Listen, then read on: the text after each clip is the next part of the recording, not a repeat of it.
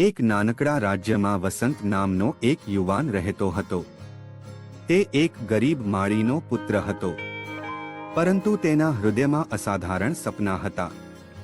તે હંમેશા રાજ્યના રાજકુમાર યુવરાજસિંહની વાર્તાઓ સાંભળતો હતો, જેઓ તેમની બુદ્ધિ, શૌર્ય અને ન્યાય માટે જાણીતા હતા.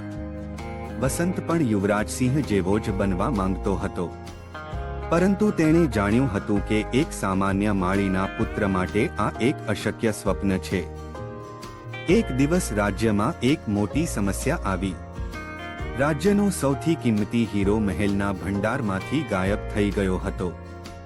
રાજા અને રાણી ખૂબ જ ચિંતિત હતા, કારણ કે હીરો માત્ર કિંમતી ન હતો, પરંતુ રાજ્યની શક્તિ અને સમૃદ્ધિનું પ્રતીક પણ હતો. યુવરાજસિંહે હીરો શોધવાની જવાબદારી લીધી. તેમણે રાજ્યના શ્રેષ્ઠ જાસૂસો અને સૈનિકોને કામે લગાડ્યા, પરંતુ ઘણા દિવસો સુધી કોઈ સફળતા મળી નહીં.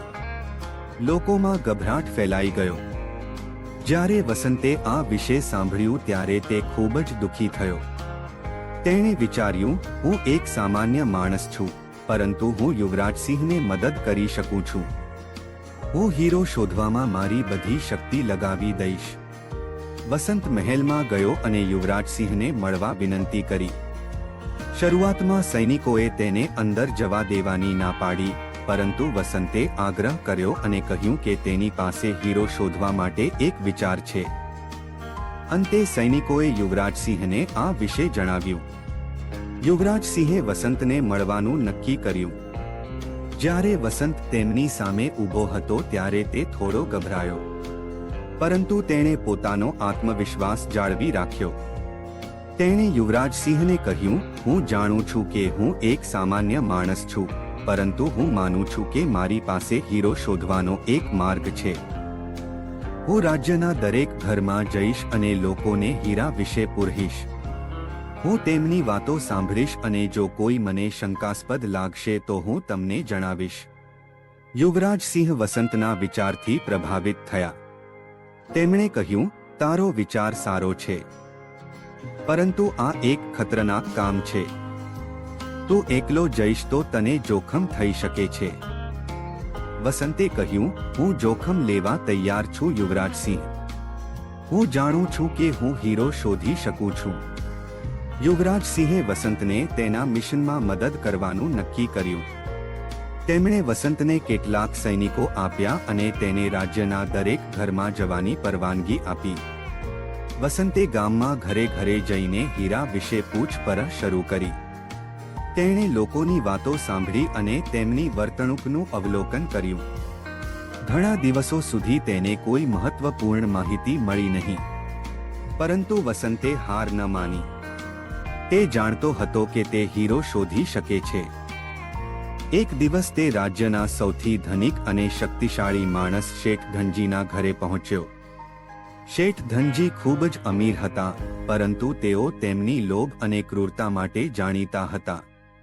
જ્યારે વસંતે શેઠ ધનજીને હીરા વિશે પૂછ્યું ત્યારે તેઓ ખૂબ જ ગભરાઈ ગયા અને વસંતને તરત જ ત્યાંથી ચાલ્યા જવા કહ્યું. વસંતને શેઠ ધનજી પર શંકા ગઈ. તેણે યુવરાજસિંહને આ વિશે જણાવ્યું. યુવરાજસિંહે શેઠ ધનજીના ઘરની તપાસ કરવાનું નક્કી કર્યું. તપાસ દરમિયાન સૈનિકોને શેઠ ધનજીના ઘરના ભંડારમાંથી હીરો મળી આવ્યો. શેઠ ધનજીને તરત જ પકડી લેવામાં આવ્યો અને તેને તેના ગુના માટે સજા આપવામાં આવી. હીરો પાછો મળવાથી આખા રાજ્યમાં આનંદનું મોજું ફરી વળ્યું. રાજા અને રાણી ખૂબ જ ખુશ થયા. યુવરાજસિંહે વસંતની બહાદુરી અને સમજદારીની પ્રશંસા કરી. યુવરાજસિંહે વસંતને પૂછ્યું, તમે આ કેવી રીતે જાણ્યું કે શેઠ ધનજીએ હીરો ચોર્યો છે? વસંતે કહ્યું, જ્યારે મેં શેઠ ધનજીને હીરા વિશે પૂછ્યું ત્યારે તેઓ ખૂબ જ ગભરાઈ ગયા હતા. તેમની આંખોમાં ડર હતો અને તેઓએ મને તરત જ ત્યાંથી ચાલ્યા જવાનું કહ્યું. મને લાગ્યું કે તેઓ કંઈક છુપાવી રહ્યા છે. યુવરાજસિંહે કહ્યું, તમે સાચા છો વસંત. તમારી સમજદારી અને બહાદુરીએ રાજ્યને બચાવ્યું છે. હું તમને તમારા પરાક્રમ માટે પુરસ્કાર આપવા માંગુ છું. વસંતે કહ્યું, મારે કોઈ પુરસ્કાર જોઈતો નથી યુવરાજસિંહ. હું માત્ર તમારા જેવો બનવા માંગુ છું. હું મારા લોકોની સેવા કરવા માંગુ છું અને તેમની મદદ કરવા માંગુ છું. યુવરાજસિંહ વસંતના શબ્દોથી ખૂબ જ પ્રભાવિત થયા. તેમણે કહ્યું, તમે પહેલેથી જ મારા જેવા છો. તમારામાં એ બધા ગુણો છે જે એક સારા શાસક પાસે હોવા જોઈએ. હું તમને મારા રાજ્યના એક મહત્વપૂર્ણ અધિકારી તરીકે નિયુક્ત કરીશ. વસંત ખૂબ જ ખુશ થયો.